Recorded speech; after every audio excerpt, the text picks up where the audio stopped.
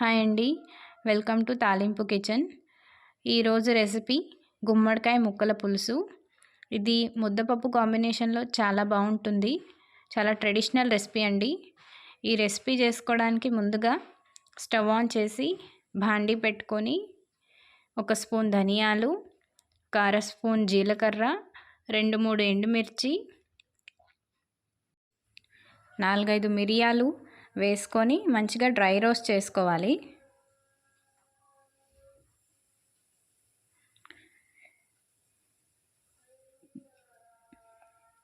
మంచిగా వేయించుకున్నాక వీటిని ఒక ప్లేట్లోకి తీసుకొని చల్లారబెట్టుకోవాలి. చల్లారిన తర్వాత మిక్సీ చేసుకోవాలి. ఇవి చల్లారేలోపు చిన్న నిమ్మకాయ సైజ్ అంత చింతపండు తీసుకొని నానబెట్టుకోవాలి. ఓకే అండి, ఇప్పుడు చల్లారిపోయినాయి కదా, వీటిని మిక్సీ చేసుకుందాం. మిక్సీలోకి వేయించుకున్న దినుసులు 2 టీ స్పూన్ల శనగపిండి వేసుకొని నీళ్లు పోసుకొని మంచిగా ఫైన్గా పేస్ట్ చేసుకోవాలి. తర్వాత స్టవ్ ఆన్ చేసి బాండీ పెట్టుకొని గుమ్మడికాయ ముక్కల్ని ఉడికించుకోవాలి. నీళ్లు పోసుకొని మంచిగా ఉడికించుకోవాలి. ఒక 7-8 నిమిషాలు మంచిగా మూత పెట్టి ఉడికించుకోవాలి ముక్కల్ని.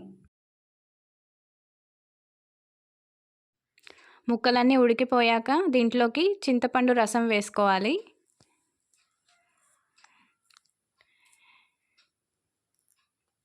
ముందుగా చేసి పెట్టుకున్న పేస్ట్ కూడా వేసుకొని బాగా కలుపుకోవాలి. దీంట్లోకి కొంచెం బెల్లం,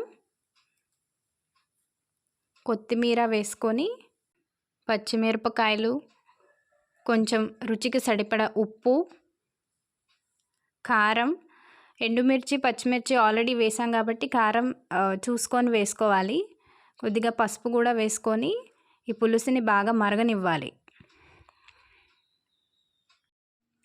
లో టు మీడియం ఫ్లేమ్లో పెట్టుకొని పులుసుని మంచిగా మరగనివ్వాలి.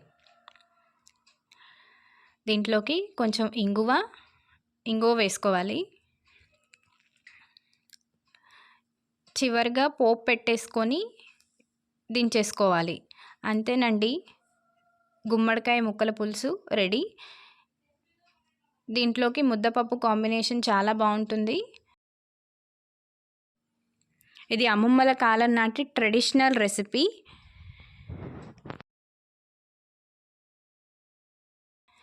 ఈ రెసిపీ కనుక మీకు నచ్చినట్లయితే మా వీడియోని లైక్ చేయండి, షేర్ చేయండి, మా ఛానల్ని సబ్స్క్రైబ్ చేసుకోండి. నెక్స్ట్ వీడియోతో మళ్ళీ కలుద్దాం. Thanks for watching. బాయ్.